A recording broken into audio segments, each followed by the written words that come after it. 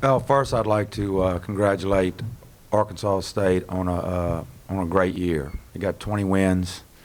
They were good throughout the league, good non-conference. They'll be in postseason play somewhere. It's an outstanding team. As far as the game, we've been through so many close losses this year, particularly in conference play. Too many to count. If you know anything about our team, numerous. Very, very happy to see our players compete again, keep it a close game, and come out on top. Very, very gratifying to watch those young men do that. This time we'll open it up to questions for Nick Capola first, and please wait for a microphone and identify yourself by name and media outlet. Kiefer Price, Warhawk Report. Nick, you hit a three in transition there in the second half, and you had the chance to continue your career with those free throws at the end. How did that feel today? It felt great. Like Coach said, we've been in so many close games throughout the year. Just to see the ball go in, I struggled in the first half. It was a great feeling. Additional questions for Nick? Okay, we're all set. If you'd like to head back to the locker room. All right, thank you. And we'll move over to questions for Coach now. Back here on the right side. Coach, Kiefer Price again. Talk about Sam Malabakis and his development, his play today. Well, he's come a long way in the last month. A big part of our win, what we talked about at halftime, the reason we were down, in my opinion, down 9 was we weren't scoring around the rim. A lot of missed layups, short shots, and they were transitioning out of there very quickly. And they had a 20-10 advantage on us in the paint, but it wasn't from them throwing it inside. It was our inability to score around the rim. That's why we were shooting 34% in the first half. It's all we talked about at halftime. Our half-court defense we thought was very good, even though we were down. And the second half we shoot 48, but we made a lot of plays around the rim, which took their transition game out and became a half-court game, which is where we needed it to be, and that had a lot to do with how we won. This is such a tough time of year, especially when you know it's the end, and going in that locker room and hugging Dante Thomas and Devin Carter is tough, just because what they've poured into our program in the short time I've been here has been tremendous. I hate it for our team. This is the way the season ends. ULM played tremendous, made big shots down the stretch, stayed aggressive, got us on our heels, and give those guys credit for playing a great game. The worst part of it was just walking in the locker room and knowing it was the last time this team will be together for a season because of what they've accomplished. I mean, 2 7-game win streaks, won 20 games in the regular season, which ties the most in school history. Just had a great turnaround, had one of the largest turnarounds statistically in the country. Started out in Ken Palm 281. I think we were 120 going into this game. Probably dropped some with this one, but it was the largest turnaround in the country. So many things to be proud of. We've got such a great fan base and such great people that have supported us. I just hated to see it end the way it did today, but give those guys credit. And it was just a blessing to coach Dante Thomas and Devin Carter. They competed to the end, and I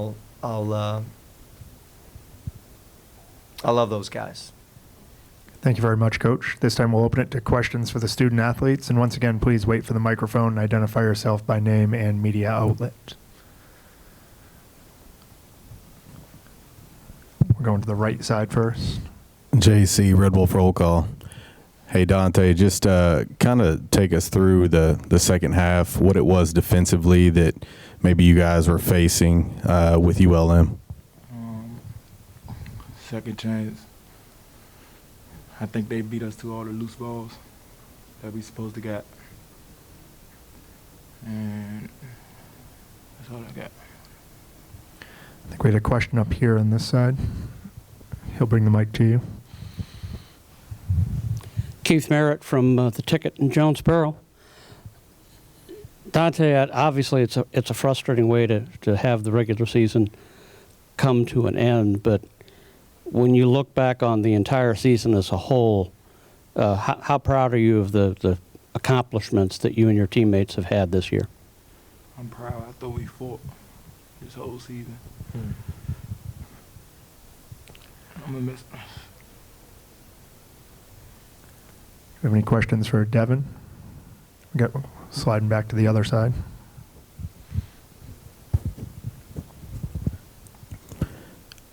Hey, Devin, just from your perspective, just what this year has been like with your teammates and the run that you guys went on this season. We had our ups and downs. We had more ups than downs, though. I wouldn't want to be on no other team but this team. I love all these guys. And I wish I could have just maybe bought in more.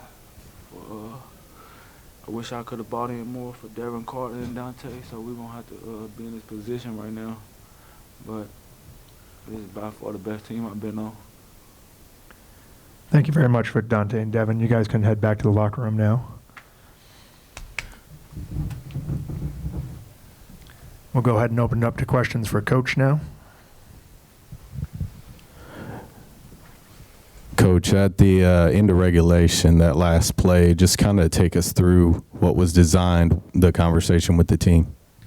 Yeah, the last play in regulation was a slip play for Devin Carter to come up and fake a ball screen. He slipped out of it. Dante did a good job attacking the gap, and Rashad filled up like we wanted and got a great look.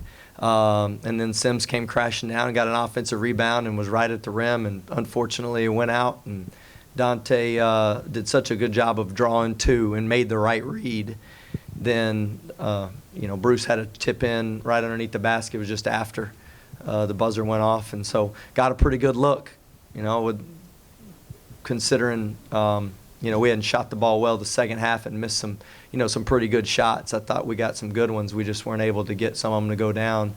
But that last play, that's about as good as you're going to get as far as a look is concerned. Additional questions? Continue. Oh, sorry, we'll go to the left now. Coach Richard said that this was a club that is going to play in postseason.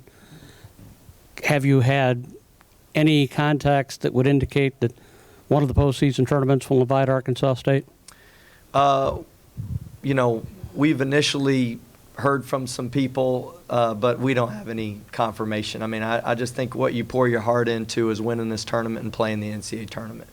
And that's the only real conversations we've had.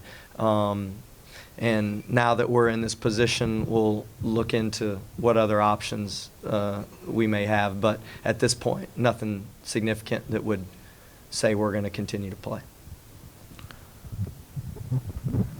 We're going to go back over to the far left. Les East with Arkansas Online. Coach, can you just talk about the foul shooting? Things might have been a little bit easier if y'all had shot better. Yeah, that's kind of been our story all year long, unfortunately. Our guys have worked on it. I know it's something that was a point of emphasis for us going into it. 10 for 22 in a close basketball game and ain't going to do it. So it wasn't like it wasn't addressed. It wasn't like it was something. And, Devin Sims has shot it so well all year long, and I wish I could go into details of how all this stuff kind of transpires, but, it does get contagious that, miss one and then people start looking around, especially since we've already had some struggles with it. I think lacked a little confidence then, and you're kind of hoping you don't miss rather than stepping up there and have confidence that you're going to make it. So I'll need to do a better job moving forward of just giving our guys, better avenues to continue to improve in that area. And, so I'll take a majority of that. And but I was proud of our team because the way they competed. You go up there and we had our chances. Any additional questions for Coach? One more on the right side. Coach, if you would, just talk about the play of Tomas Bruce tonight. It just seemed like he was everywhere and energetic, kind of like normal. Very emotional player, but seemed to have a pretty big game today. Yeah, huge game. I mean, when we had our offensive struggles, he was making a lot of extra effort plays that gave us a chance.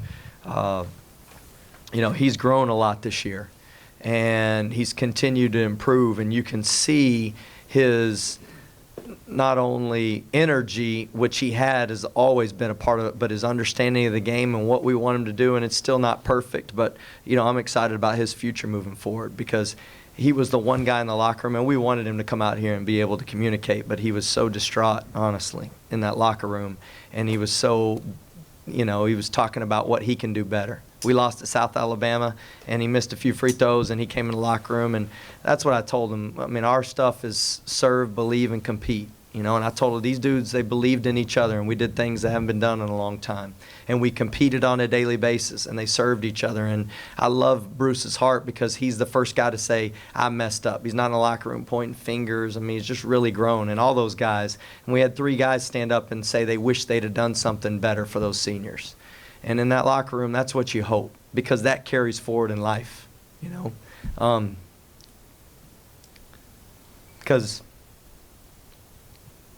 I told them that if all we learned was this was disappointing and we don't take from this, that life's going to throw you some haymakers and things aren't always going to work out for you, and you got to continue to serve and not be about yourself and it be about what you can do for others, and then believing in those people that are around you and then bringing it every day. And that has to do with how you approach the rest of your life.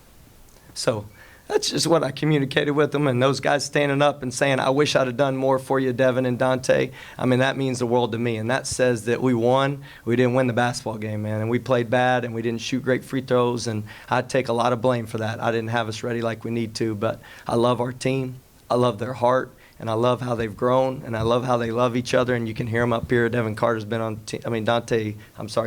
has been on teams that won a lot more games than this in junior college, but he said it, it's the best team he's ever been on, and you can tell hearing what Dante's saying down there. I mean, they just love each other, and so that means a lot to me as a coach.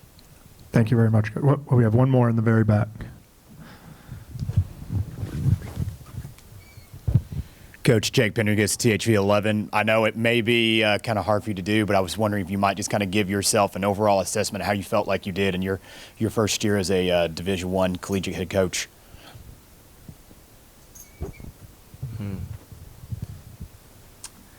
Well, I mean, our ultimate goal was to play in the NCAA tournament. That's what we wanted to do. We wanted to win the Sun Belt tournament, and we wanted to play in the NCAA tournament. So from that standpoint, we didn't accomplish that, and so that's going to be our goal in this program, and that's what we want to do, and we want to win every game we play. But ultimately, I loved our improvement, and I loved our heart, and I loved the way the guys loved each other, and that means a lot to me, So in the wins and losses category, we came up short because we wanted to play in the NCAA tournament. But I'm proud of the progress we made. And I'm proud of where we're going, and I love the locker room, and I love those people that are in it, and they love each other, and that means a lot to me as a coach.